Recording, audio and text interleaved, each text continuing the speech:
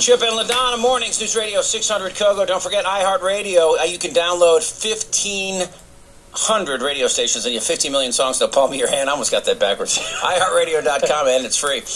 All right.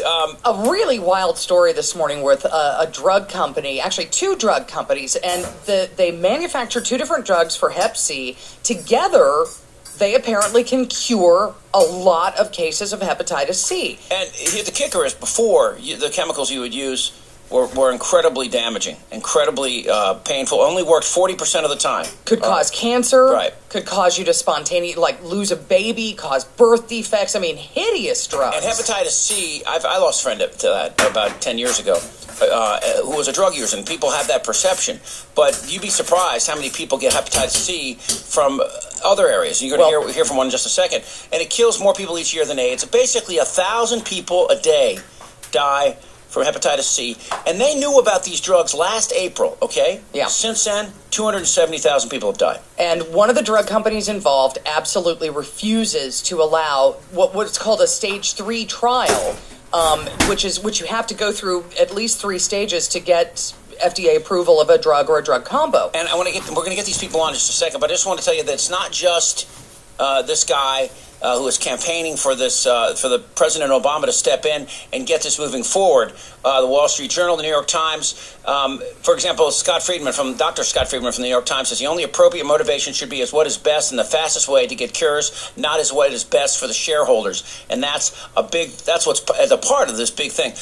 Larry Pugh has put together a website called hepc-cure.com. He's trying to get together 100,000 signatures, but he only has a couple weeks, actually a little more than a week left to do this.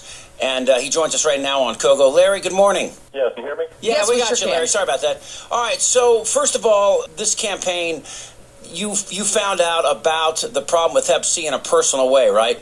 That's correct. My sister acquired hepatitis C from a cosmetic procedure, a cosmetic tattoo that she had done a few years back. Now, this is not that unusual. We're finding out more and more. Some vets, we're finding out people that are in totally benign circumstances that are contracting Hep C. Now, explain these two drug companies and exactly what's going on right now with them.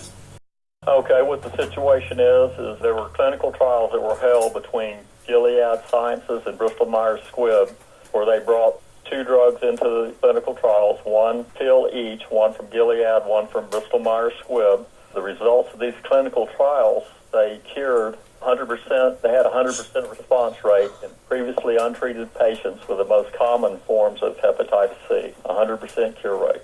So why won't this go to the phase 3 and then get on the market? Well, you would think with this miraculous cure that cured 100% of everybody that was treated, you'd think they would be off to the races with it. But unfortunately, that's not the case.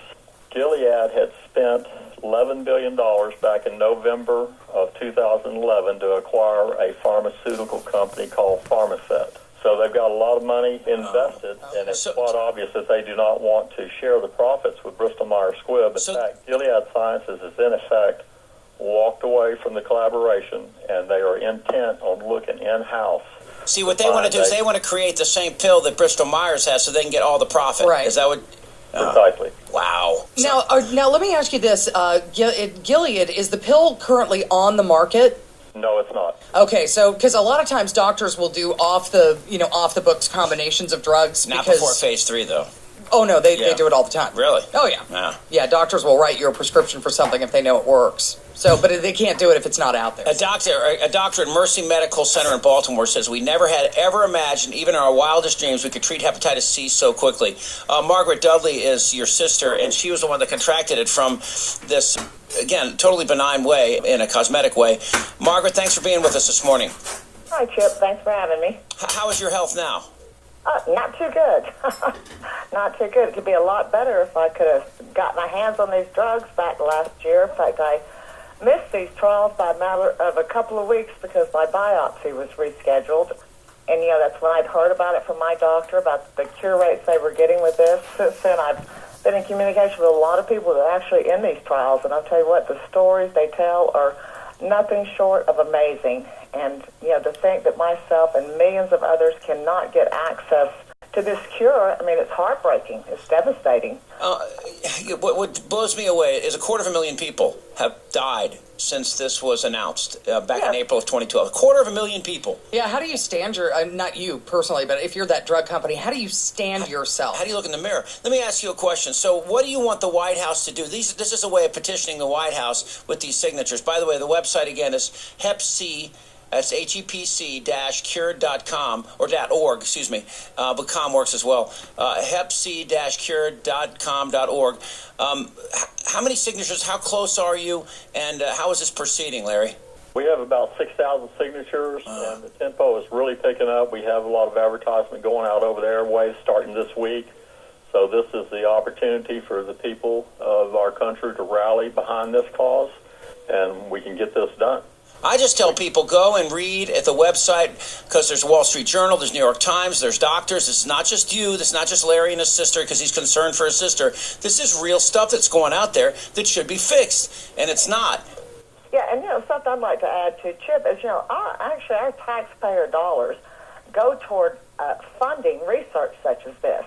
And, and by God, when they find a cure for a disease that's epidemic, we should have access to it. The next disease, this could be cancer. By the way, if they can do it with this, they can do it with any other disease. I mean, it's ridiculous. 4 million people have Hep C. 4 million. Man, that's a lot of people. And 100% cure rate with no side effect. And the fact was, it was without ribavirin.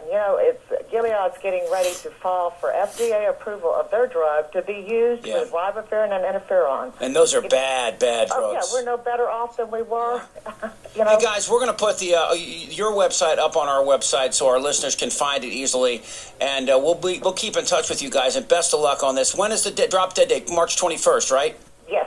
Okay, we'll get everybody on. And I just signed the petition, by the way. Ladona just signed it, so we'll remind listeners all morning long. Thank you guys, and the best of luck to you, Margaret. Thank you so much, Larry. Thank you. See you guys. What an amazing story. Wow.